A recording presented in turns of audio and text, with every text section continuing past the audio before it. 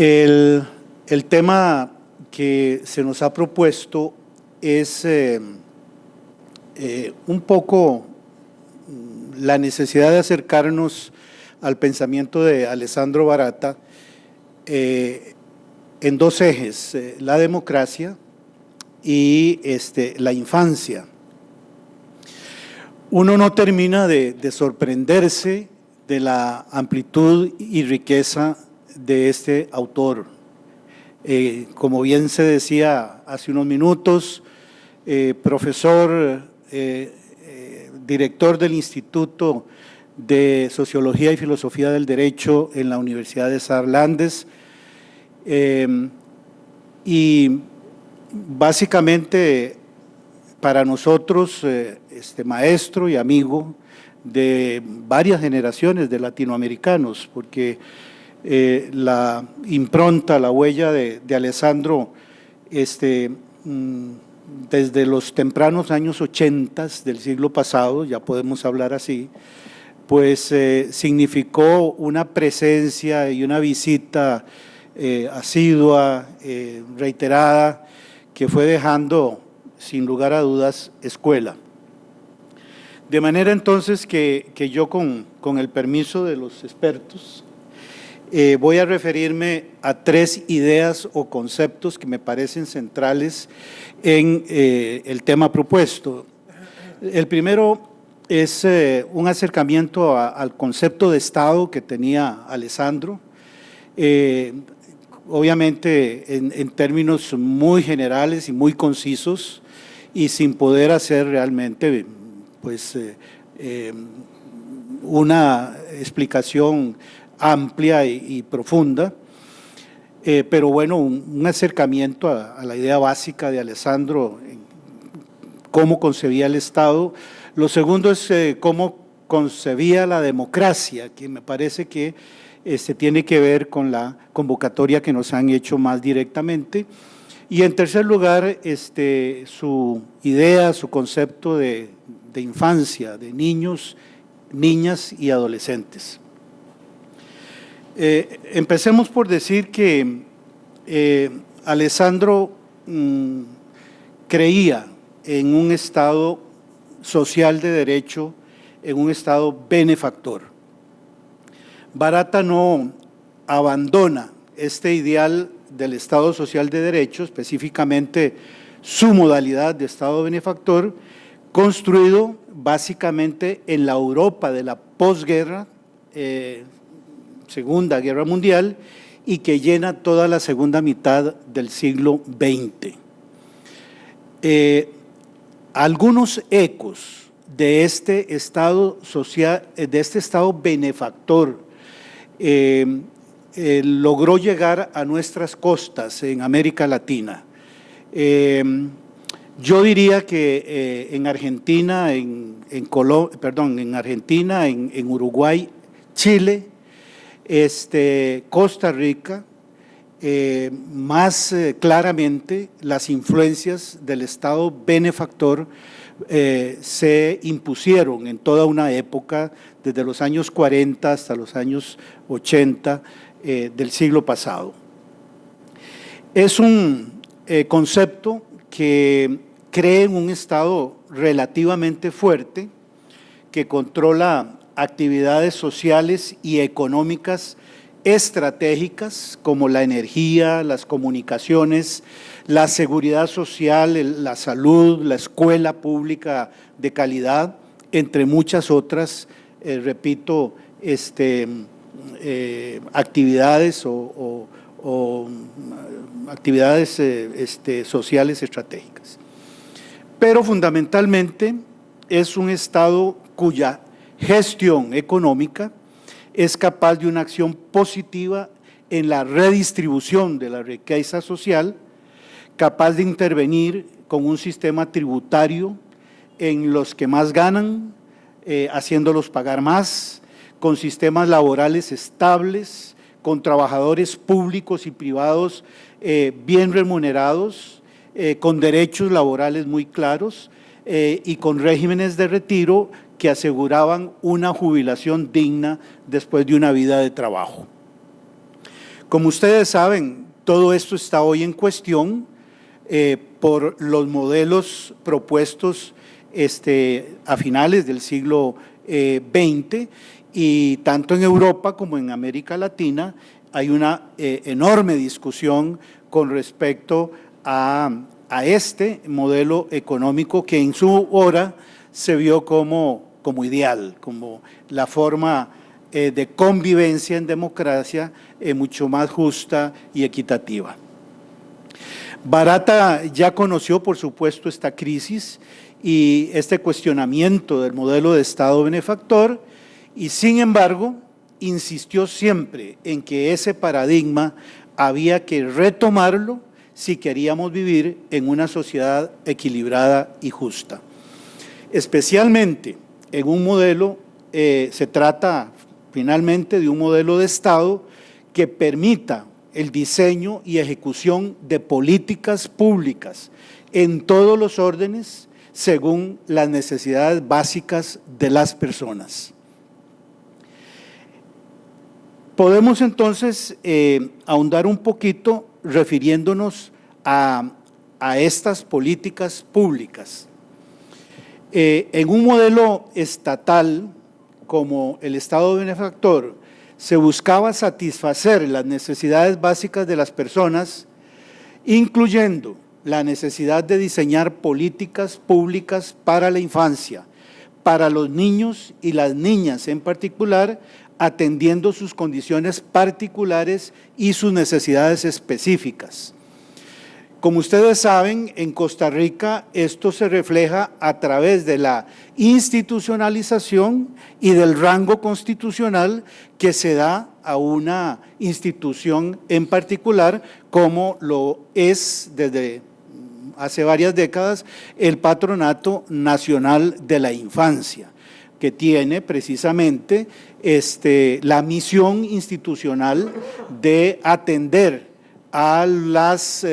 personas menores de edad en sus necesidades cuando la familia u otras instituciones no pueden responder a sus necesidades. Lo anterior es posible si tomamos como referente, dice Baratta, es decir, la articulación de políticas públicas para la infancia, si tomamos como referente la Convención para la Protección de los Derechos de los Niños y Niñas y su amplísimo e innovador elenco de derechos y obligaciones que contiene. Tenemos así unas políticas públicas en la protección de los derechos de niños y niñas por medio de acciones positivas del Estado, que van mucho más allá de las meras proclamas o definiciones y que tienen, según el maestro Baratta, las siguientes características. Primero, adquieren un carácter de universalidad para todos los infantes e infantas, diríamos, y adolescentes, y para todos los pueblos del mundo, sobre la base del criterio rector del interés superior del niño y niña, respecto de todas las medidas que se tomen en el ámbito público o privado y respecto de todos los órganos e instituciones del Estado y respecto de todas las entidades territoriales, ya sean locales, nacionales e internacionales. Segundo, debe, para el profesor Baratta, abordarse la temática de la infancia y adolescencia teniéndose presente que no hay una tajante o definitiva distinción entre lo público y lo privado. Existen iniciativas y actividades privadas que perfectamente pueden complementar y contribuir a fortalecer la función pública, siendo un factor decisivo para el fortalecimiento de la democracia participativa la incorporación de la sociedad civil en la atención de este tipo de problemática. Y se requiere finalmente tener claro que el diseño de las políticas públicas conoce varios momentos que podemos ubicar en un esquema piramidal en el que en una amplia base habrá que tener las políticas públicas esenciales para la salud, para la educación, para la recreación de los menores, como las que dan solución a necesidades a este tipo de problema general. En un más alto nivel se ubicarán las políticas públicas de asistencia social en sentido estricto, donde se han de incluir todas aquellas medidas de protección social. En tercer nivel se incorporarían las políticas correctivas para cuando las anteriores fallan y es necesario recurrir a medidas educativas sociales en respuesta de fenómenos como la delincuencia juvenil. Y finalmente, en la cúspide de la pirámide estarían las políticas institucionales, donde están las instancias máximas de autoridad democráticas como los órganos legislativos, las autoridades administrativas, el establecimiento de los derechos procesales fundamentales de los niños y niñas, etc. Bien, en el marco entonces de un Estado democrático, se impondría la realización efectiva del principio de igualdad, entendiéndose como un principio dinámico que obliga a los Estados partes de la Convención y a la comunidad internacional una clara coherencia y sintonía con los modelos del Estado benefactor, adhesión al concepto de desarrollo económico regulado a través de los principios de desarrollo humano. Estos principios que están en el marco de Naciones Unidas reiteradamente enunciados, sobre la base, una vez más, de definir los derechos fundamentales a partir de las necesidades fundamentales de la gente, en este caso de los niños y adolescentes, contando también la comunidad internacional y su solidaridad. Estoy refiriendo que para Alessandro Baratta hay una clara relación entre lo que se pueda hacer territorialmente a nivel local, como a nivel del Estado nacional y de las instancias internacionales, y que debe haber no solo alguna coherencia en las propuestas de políticas públicas entre todas esas instancias, sino que también debe haber un principio de solidaridad fundamental entre todas estas instancias. Me refiero ahora a la segunda de las ideas, la idea de democracia, o lo que Alessandro prefiere llamar el contexto democrático. Baratta prefiere hablar de contexto democrático en razón de la amplitud y complejidad de este concepto.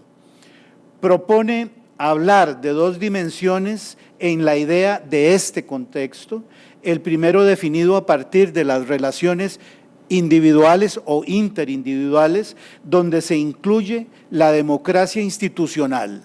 es decir, la familia, la escuela, las asociaciones, las iglesias,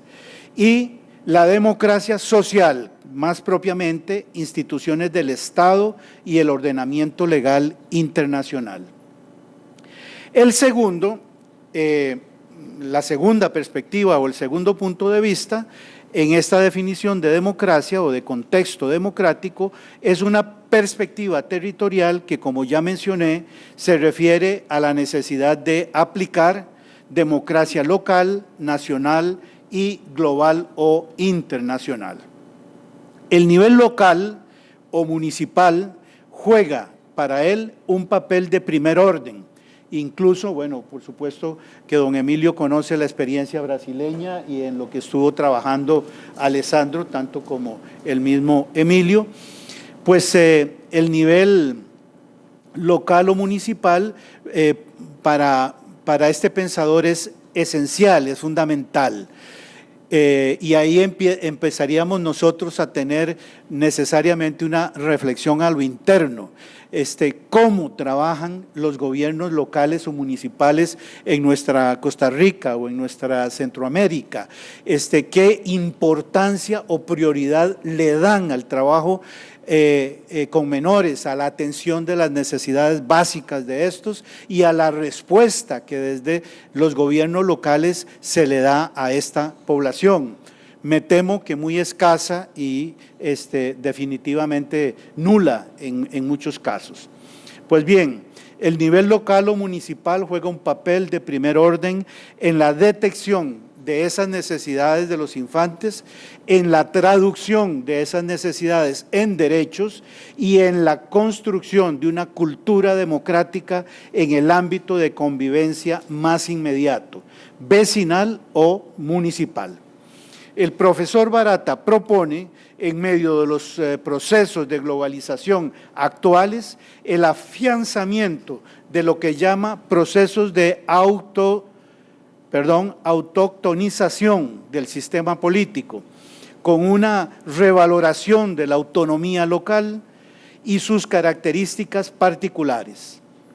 Lejos de esperarse a movimientos de políticas públicas de arriba hacia abajo, se propone el movimiento contrario, donde sean definidas políticas públicas locales, amplia participación ciudadana y mecanismos que hagan valer el interés de sectores específicos. Costa Rica en este momento está llevando adelante una interesante idea, a través de los de centros de asistencia, de atención y de distracción o de recreo en 7 cantones distintos del territorio nacional. Es una inversión enorme con financiamiento del Banco Interamericano de Desarrollo. Y es por lo menos de lo poco que conozco de la experiencia, una puerta que se abre y donde los niños y jóvenes inmediatamente entran en una dinámica social que los aparta de los grandes riesgos de las juventudes y de las infancias en estos tiempos. Es una propuesta que me parece que tiene mucho futuro. Habrá que ver cuán capaces somos de sostener una vez que las instalaciones están construidas, una vez que los programas de recreación, de estudio, de bibliotecas, etcétera, están a la disposición de los jóvenes y de cómo esto puede impactar en la formación y en la inclusión de los jóvenes en sus comunidades. De manera entonces, de igual manera, las diferentes organizaciones de la sociedad civil pueden impulsar una democracia organizacional y participativa en tanto desarrollen programas e impulsen leyes que ayuden a hacer efectivos los derechos de los infantes. Por otra parte, una auténtica democracia social a nivel del territorio nacional, ya no tanto local, debe considerar un pluralismo étnico y cultural donde las minorías sean visualizadas como factores de lo que se puede, escuchándolas, aprender mucho y convertirlas en eje fundamental de democratización. Ahí entran también las políticas públicas que atiendan las particularidades de los niños y niñas en el contexto de esas minorías. A ver, la idea que hay detrás es que los procesos de democratización no van a ser posibles sin la incorporación de los infantes y que importante aspecto de esto es poder no solo identificar, diferenciar la condición particular de niños y niñas frente a los adultos, sino también la necesidad de identificar las minorías y las particularidades que niños y niñas tienen en esas minorías.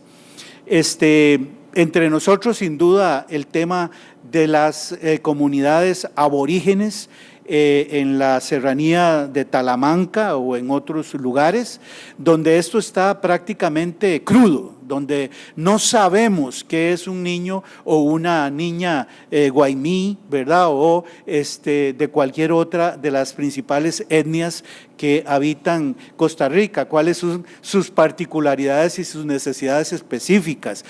Bueno, probablemente en las escuelas de antropología de nuestros principales centros de estudios superiores tengan idea, pero no a nivel del impacto general que supone la visión de Barata. El hecho de que se fortalezca la institucionalidad local no significa para este autor que se disminuya la importancia del gobierno central estatal. Lo importante radica en poder desde este desde este poder central organizar y financiar una política pública coherente en todo el territorio nacional, respetando la idiosincrasia e identidad de los diferentes territorios y poblaciones. Como lo ha reconocido nuestra Sala Constitucional, el factor económico y la escasez de recursos, a lo que también alude Barata, no puede ser excusa para que dejen de implementarse las políticas públicas, la atención de necesidades y la garantía a los derechos de la infancia, según compromisos constitucionales y de derecho internacional, como es el caso de la Convención. El auxilio solidario internacional debe jugar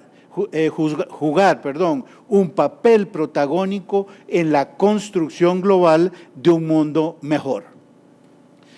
Vean ustedes lo que está pasando en estos días en nuestro país a propósito de los presupuestos anuales. En primera fila están los recortes precisamente al Patronato Nacional de la Infancia y a las políticas sociales. Yo no sé si las diputadas o diputados que con tanta ligereza agarran la tijera, para no decir el hacha, ¿verdad?, y cortan estas financiaciones, tienen claro a qué se ha comprometido el Estado costarricense cuando suscriben compromisos internacionales. Es decir, deberían por lo menos tener conciencia de qué es lo que están haciendo. No es cuestión, ¿verdad?, de que hay que contraer el gasto público y entonces fusilar, ¿verdad?, los rubros correspondientes a esto. Es que estamos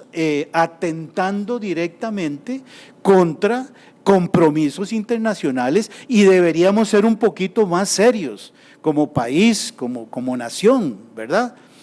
En fin, se los dejo ahí porque no solo ya hay cronicidad en dejar sin financiación y sin pagar las obligaciones del Estado para con una institución como el Patronato Nacional de la Infancia, sino que cada vez está en la mira este tipo de instituciones para cercenar sus posibilidades de financiamiento y desarrollo.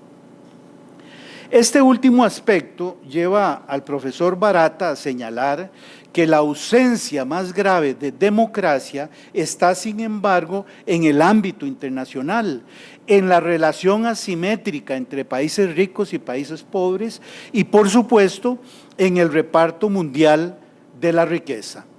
De nuevo estamos frente a un pensador de alcance universal que vislumbra la solución a los problemas de la humanidad sobre la base de combatir la inequidad. Corolario de esta urgente necesidad de construir un contexto democrático mundial es el señalamiento de Barata respecto de que son precisamente los niños y las niñas los más afectados por la pobreza, el hambre, la enfermedad y la muerte prematura en cientos de millones de infantes al año en el mundo. No puede ser que la existencia de un marco jurídico tan rico y amplio como la Convención de los Derechos del Niño pueda ignorarse y no hacerse los mejores esfuerzos por su efectiva aplicación. De ahí la urgencia de modificar para mejorar la estructura de poder, dice Barata, en todos los niveles de la democratización local, nacional o global e internacional, local, nacional y global o internacional. Solo va a ser posible la implementación de la Convención si se interviene en las condiciones globales, básicamente garantizando la paz y el orden económico internacional.